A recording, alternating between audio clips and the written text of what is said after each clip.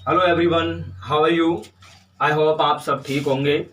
आज के इस लेक्चर में बात करने वाले हम मिरर फॉर्मूला और मैग्निफिकेशन से रिलेटेड न्यूमेरिकल्स की। ठीक है, मतलब दर्पण सूत्र तथा आवर्धन से रिलेटेड जो न्यूमेरिकल्स है उसके बारे में हम बात करने वाले हैं।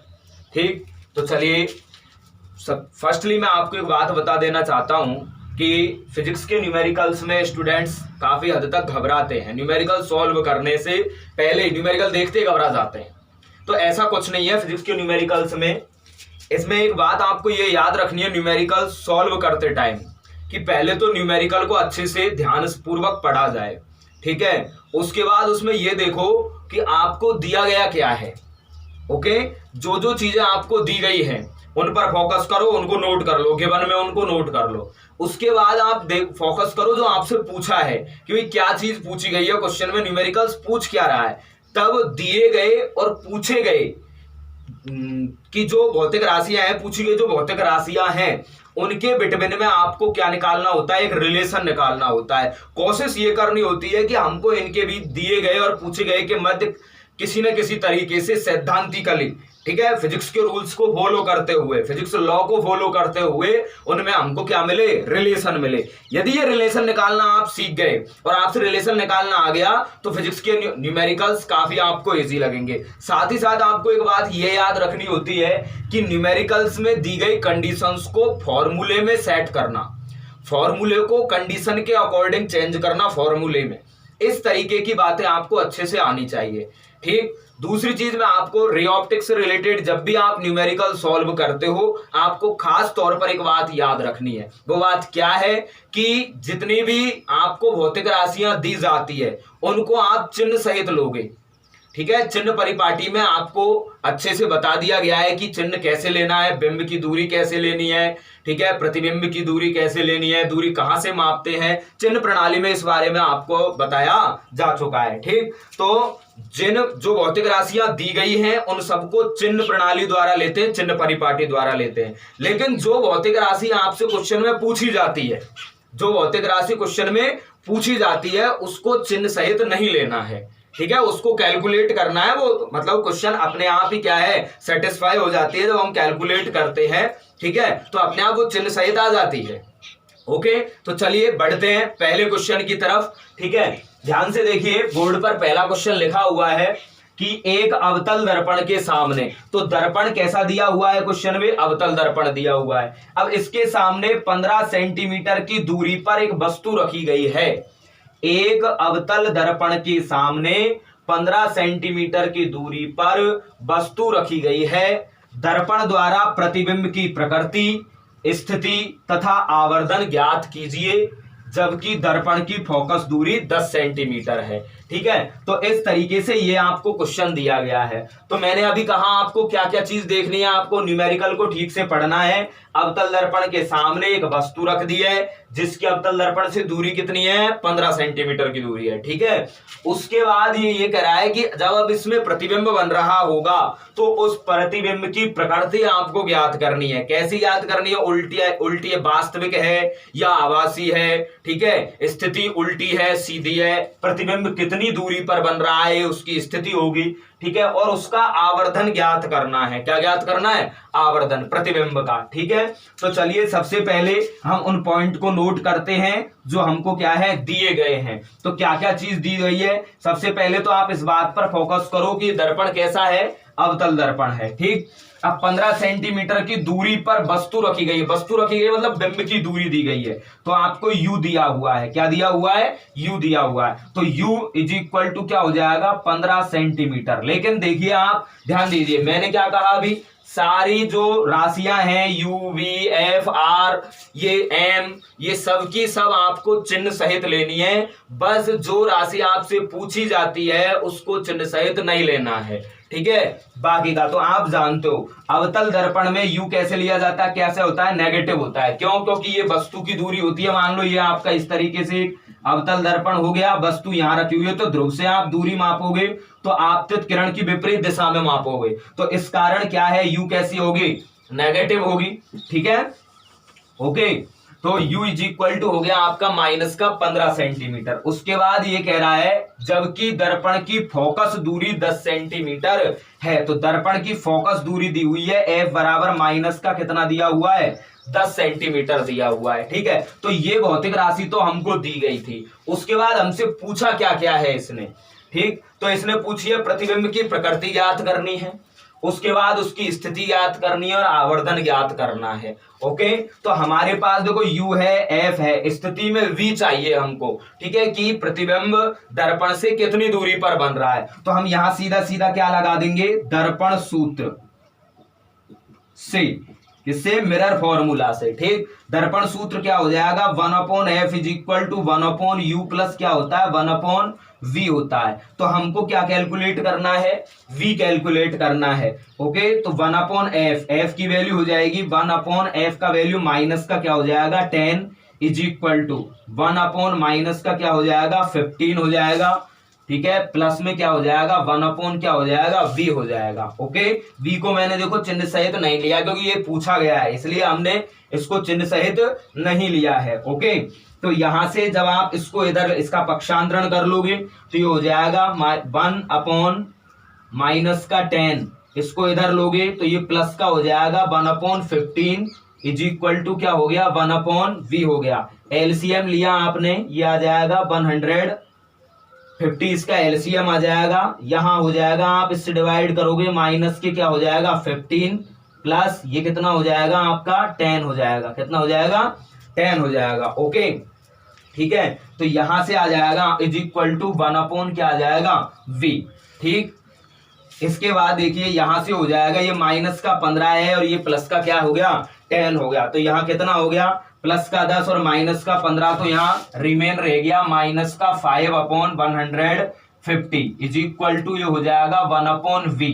तो यहां से आप v कैलकुलेट करोगे तो आप इसको क्या कर लोगे, व्युत्क्रम कर लोगे, तो माइनस का 5 इज इक्वल टू 1/v। तो यहां से आ जाएगा ये माइनस का 30, कितना आ जाएगा माइनस का 30 आ जाएगा। सॉरी, इसको व्युत्क्रम किया आपने, तो v की वैल्यू क्या मिल गई आपको, माइनस का 30 मिल गया। v कितना आ गया, माइनस का 30। ओके, तो ये आ गई आपकी प्रतिबिंब की स्थिति, क्या आ गई, प्रतिबिंब की। तो आप देख रहे हो कि यहां पर वस्तु की स्थिति 15 सेंटीमीटर है। फिलहाल में यदि चिन्ह परिपाटी को हटा करके दर्पण को इस तरीके से ले, ये आपका अवतल दर्पण, मान लो ये वस्तु यहां थी तो 10 सेंटीमीटर ये है, तो ये दूरी कहां से थी, कहां से थी, यहां से ध्रुव से मापी गई थी। तो इससे कितना, इसी दर्पण के ध्रुव से 30 सेंटीमीटर इधर। ठीक है, तो दर्पण के ध्रुव से क्या स्थिति मिली है हमको प्रतिबिंब की, 30 सेंटीमीटर की दूरी पर हमको क्या है ये फाइंड होता है। ओके, तो यहां से अतः v इज इक्वल टू आपका आ जाता है माइनस का 30 सेंटीमीटर। देखिए मैंने कहा कि आपको v को नहीं लेना है चिन्ह सहित, तो देखो अपने आप ही क्या v क्या आ गया, नेगेटिव आ गया। ओके, तो अवतल दर्पण के लिए u v f तीनों ही नेगेटिव होते हैं, तो देखो u भी नेगेटिव, f भी नेगेटिव और v भी क्या हो गया, नेगेटिव हो गया। तो इस तरीके से हमने इसकी स्थिति। अब अवतल दर्पण द्वारा बना यदि प्रतिबिंब, अब यहां आप देख रहे हो कि इधर बन रहा है, ठीक है, दर्पण से इधर बन रहा है। ठीक है, तो यहां कहने का मतलब ये जो प्रतिबिंब होगा ये वास्तविक होगा और कैसा होगा, उल्टा। तो यहां क्या लिखेंगे, यहां हो जाएगा। अच्छा, इस चीज को और देखने के लिए वास्तविक उल्टा हम आवर्धन और कैलकुलेट कर लेते हैं। आवर्धन कैलकुलेट करने से भी हमको पता लग जाएगा कि इसकी प्रकृति कैसी होगी। तो यहां तो हमने प्रतिबिंब की क्या निकाल ली, एक तरीके से स्थिति निकाल ली है। ओके, आवर्धन कैलकुलेट करते हैं। ठीक है, तो ये हो गया आवर्धन। तो आवर्धन m इज इक्वल टू क्या होता है, माइनस के v अपॉन क्या होता है, u होता है। आवर्धन m is equal to minus के v अपॉन u। ठीक, तो वैल्यू पुट करते हैं m is equal to v की वैल्यू क्या है, माइनस का 30, तो ये माइनस तो है ही, ये हो गया minus 30 divided by u। u की वैल्यू कितनी है, माइनस के कितनी है 15, तो ये हो जाएगा माइनस के 15। ये सेंटीमीटर, ये सेंटीमीटर। ठीक है, सेंटीमीटर से सेंटीमीटर कैंसिल आउट हो गया। m इज इक्वल टू ये आ जाएगा माइनस माइनस क्या हो जाएगा, प्लस हो जाएगा, प्लस 30 हो गया और नीचे रह गया माइनस का 15। ठीक, तो ये कितनी बार कट जाएगा, कितनी बार डिवाइड हो जाएगा, 2 बार, तो ये आ जाएगा -2।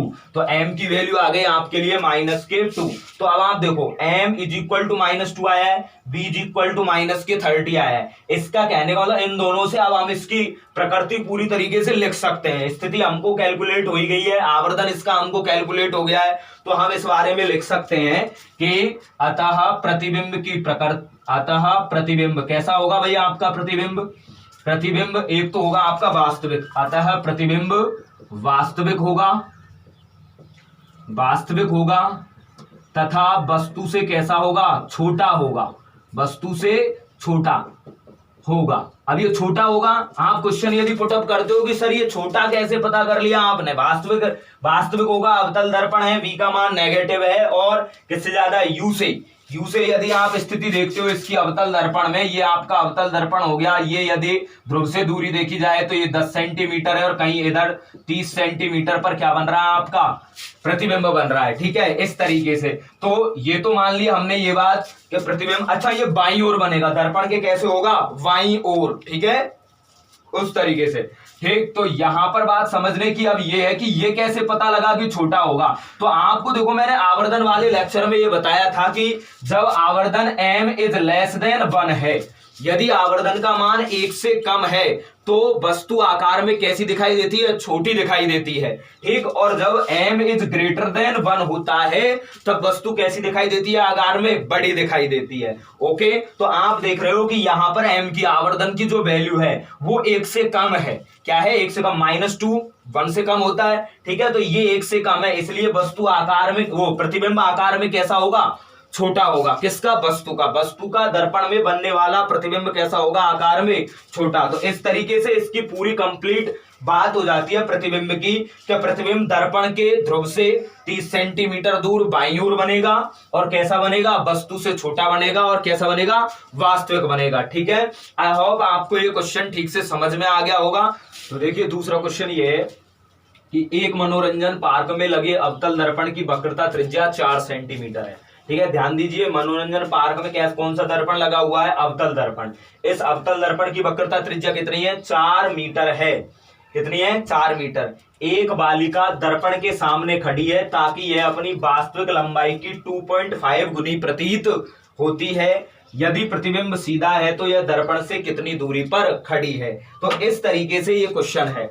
ओके, ठीक, तो सबसे पहले तो आप क्वेश्चन पर ध्यान दोगे कि अवतल दर्पण है और उसकी वक्रता त्रिज्या दी हुई है। ठीक है, तो सॉल्यूशन में आपने सबसे पहले क्या दिया, क्या है, ये लिख लिया, गिवन क्या है आपके पास, एक तो वक्रता त्रिज्या है दर्पण की, अवतल दर्पण की क्या दी हुई है, वक्रता त्रिज्या। तो आप सीधा सीधा इसको capital R is equal to, अवतल दर्पण है, वक्रता त्रिज्या नेगेटिव। ओके, क्योंकि वक्रता त्रिज्या ध्रुव से ही मापी जाएगी दूरी, तो ये क्या आ जाएगी, नेगेटिव, ये हो जाएगा आपका 4 मीटर। ठीक, तो जब वक्रता त्रिज्या दी हुई है तो हम इसकी फोकस दूरी निकाल सकते हैं, फोकस दूरी निकाल सकते हैं। कैसे कि f इज इक्वल टू क्या होता है, r/2 होता है, तो -4/2 इज इक्वल टू माइनस के क्या हो जाएगा, 2 मीटर हो जाएगा। तो f कितना आ गया आपका, -2 मीटर आ गया। ठीक है, फिर आगे पढ़ते हैं क्वेश्चन। आगे ये कह रहा है कि यह बालिका दर्पण के सामने खड़ी है ताकि यह अपनी वास्तविक लंबाई की, अब हमको पता नहीं है उसकी वास्तविक लंबाई कितनी है, लेकिन वो कह रहा है कि वास्तविक लंबाई की 2.5 गुनी प्रतीत होती है।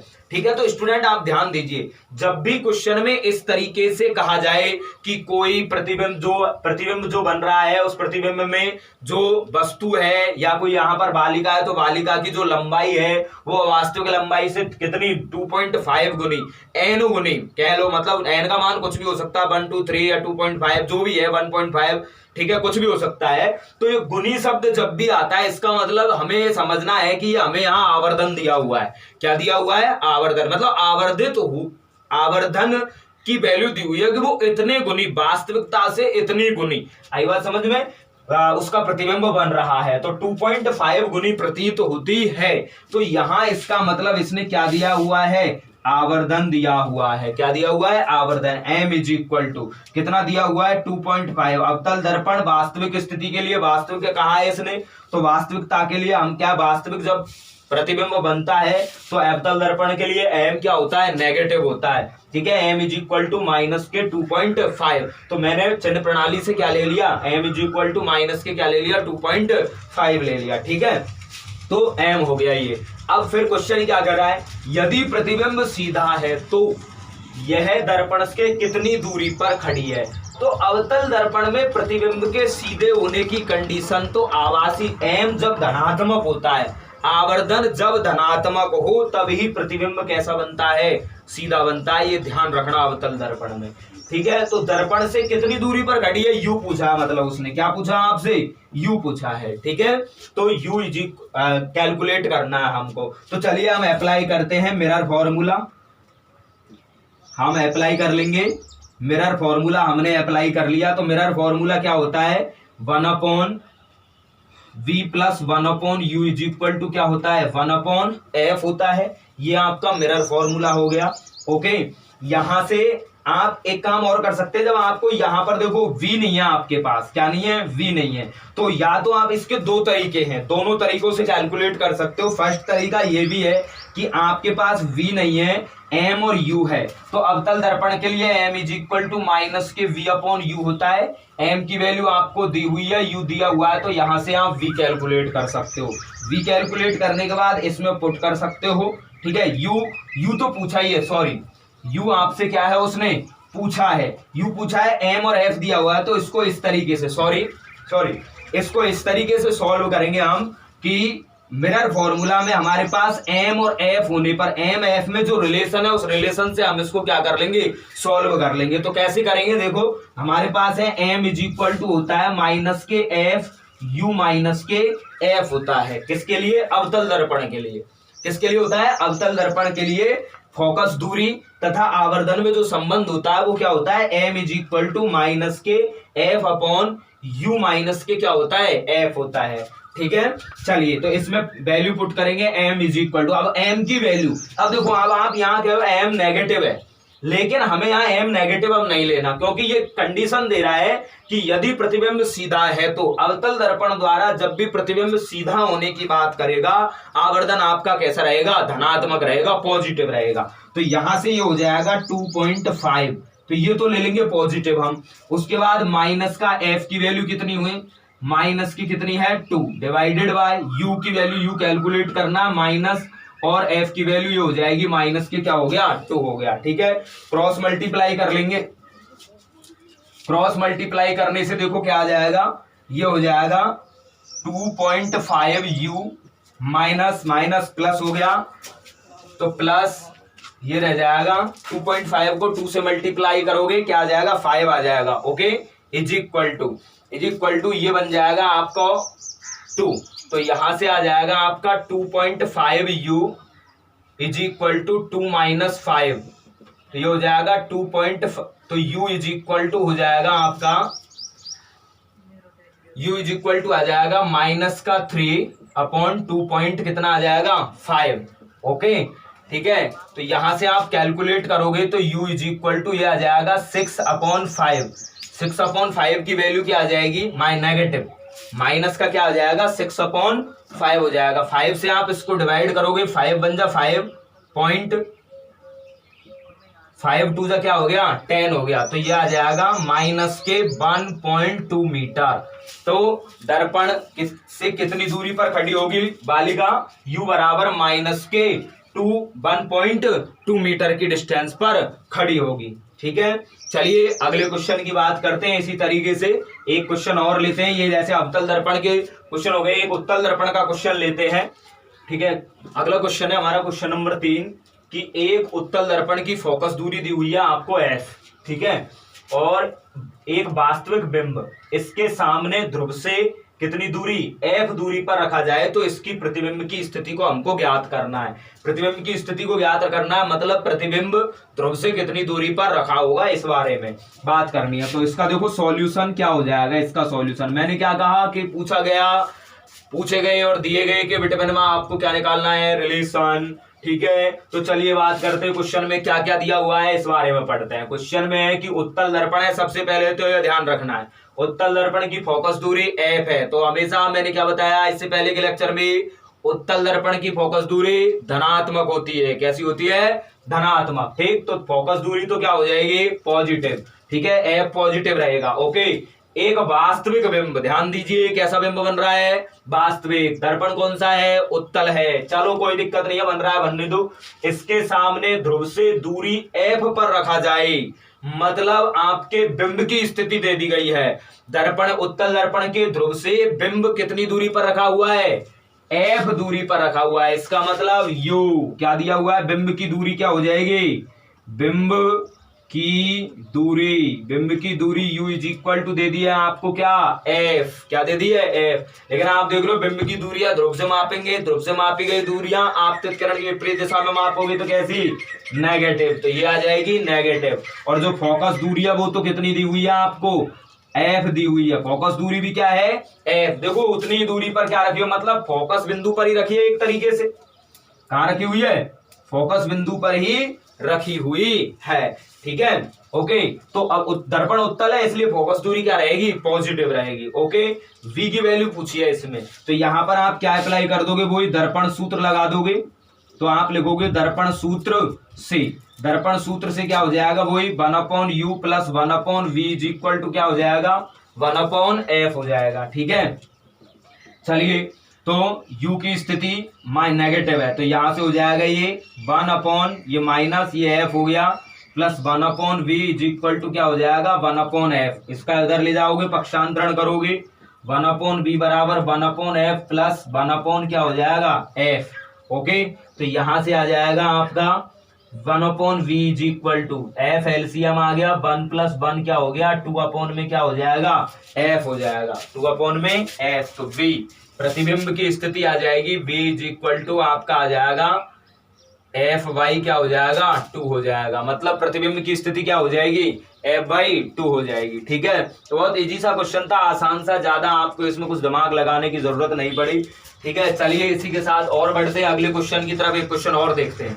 अगला क्वेश्चन है क्वेश्चन नंबर 4 कि एक उत्तल दर्पण की फोकस दूरी दी हुई है आपको, क्वेश्चन में f दी हुई है। ठीक है, उसमें निर्मित प्रतिबिंब की लंबाई वस्तु की लंबाई की कितनी गुनी है? 1/n गुनी है। ध्यान दीजिए, आपको उत्तल दर्पण दिया हुआ है, उसकी फोकस दूरी दी हुई है f। इसका मतलब ये तो पॉजिटिव रहेगी क्योंकि उत्तल दर्पण है। ओके, उसमें निर्मित प्रतिबिंब की लंबाई, तो दर्पण में जो प्रतिबिंब बन रहा है वो वस्तु की लंबाई, मतलब जो बिंब की स्थिति है उससे कितना गुना है? 1/n गुनी है। इसका मतलब आपको आवर्धन दिया हुआ है। मैंने अभी इससे पहले के क्वेश्चन में भी आपको बताया था कि जब इस तरीके के शब्द आए क्वेश्चन में कि ये मतलब कि जो प्रतिबिंब की स्थिति है या प्रतिबिंब की जो लंबाई है उससे इतनी गुनी है, तो गुना शब्द यहाँ जहाँ आता है इसका मतलब आपको क्या दिया हुआ है? आवर्धन दिया हुआ है। ठीक है, दर्पण से वस्तु की दूरी ज्ञात करनी है। दर्पण से वस्तु की दूरी मतलब u ज्ञात करना है। दर्पण से वस्तु की दूरी क्या हो जाएगी? u। तो आपको क्या ज्ञात करना है? u ज्ञात करना है। ठीक है, तो चलिए इसको देखते हैं भाई क्या आती है, सॉल्यूशन करते हैं इसका। उत्तल दर्पण की फोकस दूरी दी हुई है, फोकस दूरी इज इक्वल टू क्या दिया हुआ है? f दिया हुआ है। ठीक है, आवर्धन कितना दे दिया? आवर्धन small m is equal to 1/m। अब आप जानते हो कि किसी गोलीय दर्पण के